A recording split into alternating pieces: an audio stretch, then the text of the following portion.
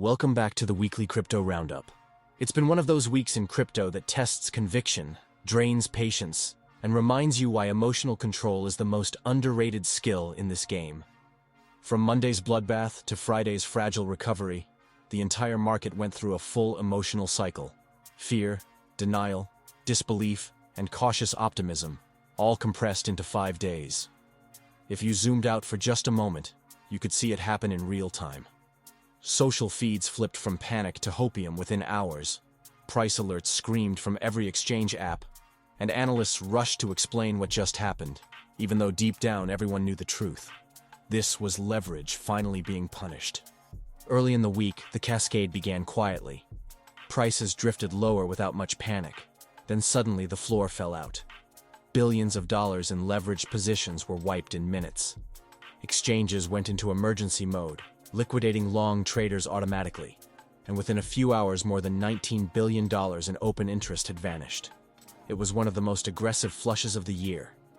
And yet, when you look closer, it was necessary. Crypto has always been cyclical in both price and psychology.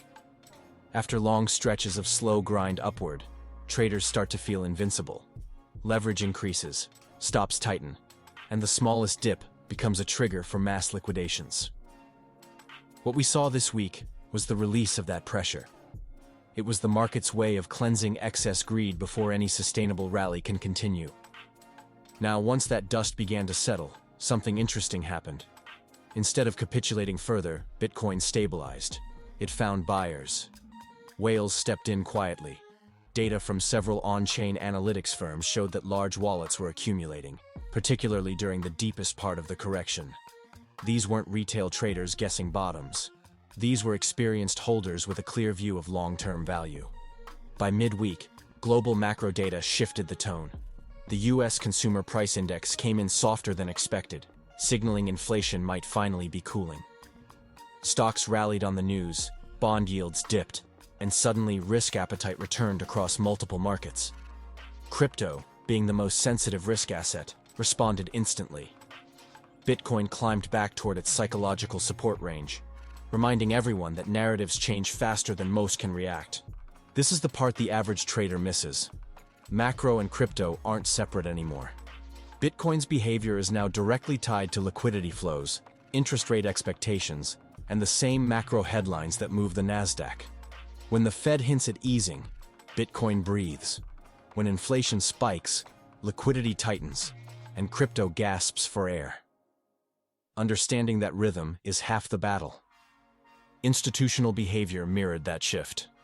Several U.S. investment firms quietly increased their crypto exposure this week, according to data compiled by Bloomberg analysts tracking digital asset funds. After months of hesitation, funds appear to be re-entering the market on weakness, rather than chasing strength, a sign that institutional conviction might be maturing.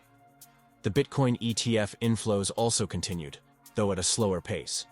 The initial frenzy of early-year excitement has cooled, but the steady trickle of capital tells you something deeper. Long-term investors are dollar-cost averaging. They aren't timing headlines. They're building positions for the next cycle.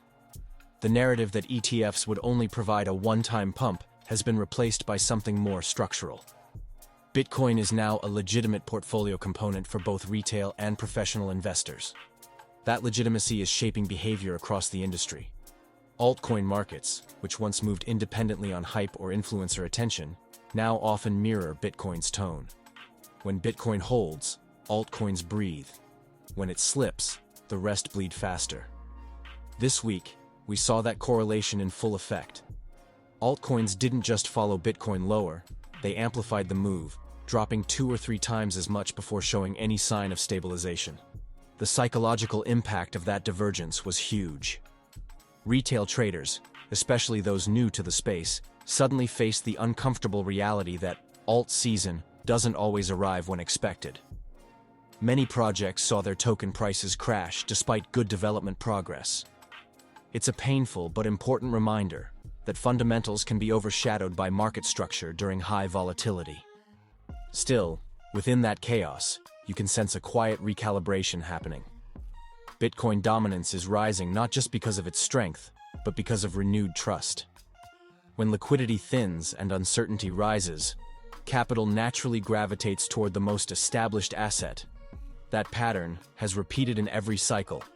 The real question is, what happens next? And that's where macro and policy come back into focus. Across Washington, crypto regulation is again front and center. The Senate Banking Committee announced plans to hold a follow-up hearing on digital asset oversight, this time focusing more on ETFs and stablecoin transparency. The shift in tone has been noticeable. Earlier hearings were largely hostile, full of skepticism and political grandstanding. Now, the discussion feels more pragmatic. Lawmakers have realized that crypto isn't going away, and they're beginning to accept that investor protection might come best through clear frameworks, not bans. There's also a subtle geopolitical layer forming.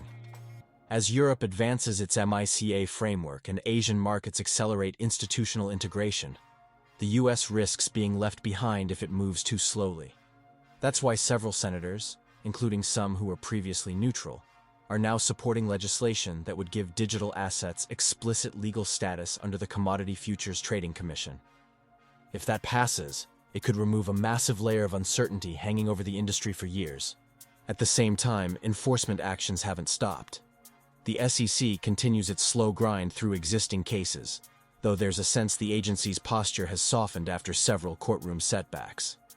The Ripple decision earlier this year established partial clarity for secondary token sales, and since then, the tone has become less combative. Even Gary Gensler, who once compared crypto markets to the Wild West, has recently emphasized responsible innovation, a sign that public perception and political pressure might finally be reshaping the regulators' approach. Meanwhile, outside Washington, the global scene is evolving fast. Hong Kong's regulatory sandbox has opened doors for dozens of institutional crypto products. Japan continues to lead in tokenized securities. The United Arab Emirates is attracting more Web3 companies by offering both tax incentives and legal clarity. Each region is competing to become the next crypto capital, and the US knows it can't afford to be left behind.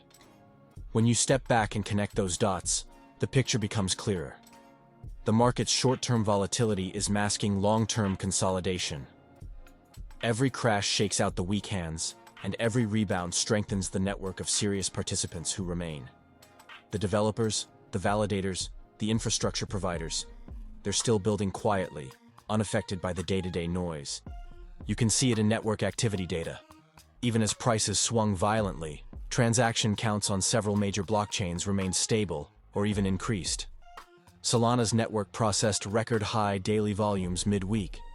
Ethereum's Layer 2 ecosystems like Arbitrum and Base continued to grow user bases. That tells you adoption isn't collapsing, it's evolving.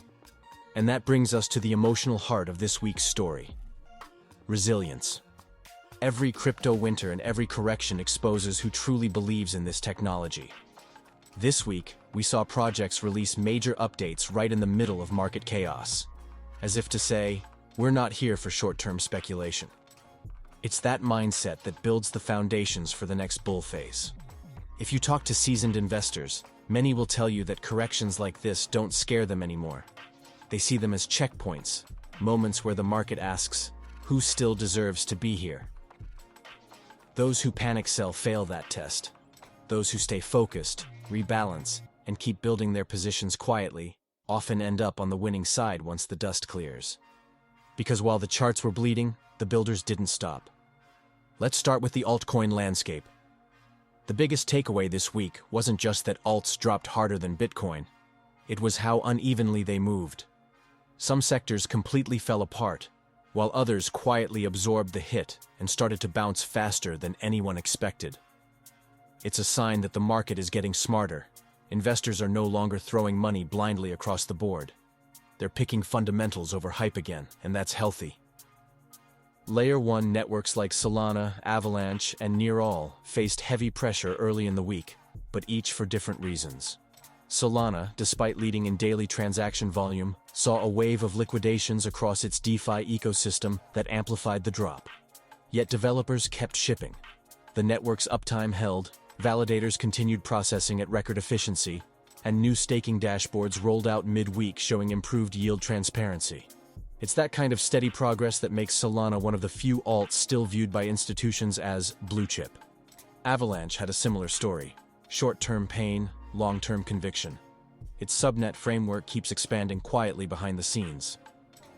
This week, a gaming project backed by a major Korean publisher announced it would launch on Avalanche, bringing another burst of real-world utility into an ecosystem that's often overshadowed by louder competitors. These announcements rarely pump prices instantly, but they build reputation. And reputation is what survives bear phases. Then there's Cardano. The community remains one of the most passionate in crypto, and while price performance has lagged, the network just crossed another upgrade milestone that improves smart contract throughput. Analysts keep underestimating Cardano's slow and steady model, but that caution is exactly why it still has one of the lowest critical bug histories in the industry. In volatile times, that kind of reliability matters. Further down the list, Polygon has been quietly repositioning itself. With the rollout of its new AG layer, Polygon is effectively turning itself into an interoperability hub. This week, the team announced fresh integrations that will allow developers to link apps across Ethereum and multiple Layer 2s with minimal friction. In a world where cross-chain liquidity is becoming the next big battleground, Polygon's move could pay off massively in the long run. Meanwhile, the conversation around AI-related crypto projects has picked up again. Tokens connected to artificial intelligence computing and decentralized data markets have begun to show resilience even during broader weakness. It's not because of short-term speculation, it's because AI itself isn't slowing down. As machine learning models get larger, the demand for decentralized compute keeps rising, and that gives tokens like Fetch.ai or SingularityNet new relevance in narratives that stretch beyond crypto's usual crowd. Meme coins, on the other hand, have entered another phase of reality check. Trading volumes collapsed almost overnight after the correction. The same influencers who were posting dog-themed tickers daily have suddenly gone silent. But don't write that sector off yet. History shows that memes always resurface once volatility stabilizes. The difference this time is that audiences are savvier. They want community projects with staying power, not quick flips. The days of anything goes meme mania may be fading, replaced by more structured branding efforts like Dogecoin's ongoing integrations with payment apps and the steady merchandising empire growing behind the Pudgy Penguins brand. Speaking of Dogecoin, this week marked renewed speculation about whether Elon Musk's X platform could integrate Doge payments by year-end. No confirmation yet, but blockchain sleuths have spotted wallet test transactions linked to X's internal architecture. Even the rumor alone was enough to push social mentions up more than 30% in a day. Whether or not it happens, it proves one thing. Dogecoin remains the most culturally powerful token in existence, and culture in crypto often beats code. Now step back and look at the pattern emerging. Bitcoin's dominance has climbed, but it's not because altcoins are dead. It's because capital is consolidating. The market is maturing. Liquidity is seeking quality, not quantity. Think of it like the early stages of every previous cycle. Bitcoin leads, Ethereum follows, and then the rotation eventually trickles down once confidence returns.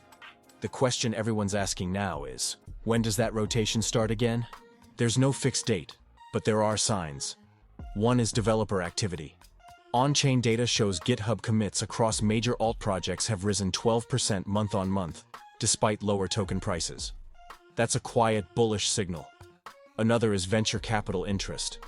Even after the correction, new funding rounds for crypto infrastructure startups have continued. Institutional capital tends to move months ahead of retail, and they're still writing checks. It's also worth noting how social sentiment has changed. Earlier in the year, crypto Twitter was pure greed, people chasing every breakout and calling for 10 times returns. This week, sentiment swung to doubt. Influencers started posting threads about risk management, capital preservation, and patience. Ironically, that's exactly the environment where sustainable rallies begin. The less euphoric the mood, the stronger the foundation. So take a breath, zoom out, look beyond the noise. Because the stories being written right now, in code, in regulation, in culture, are the ones future investors will study when they ask how the 2025 cycle really began. Drop your thoughts in the comments, smash like, follow, and we will see you at the top.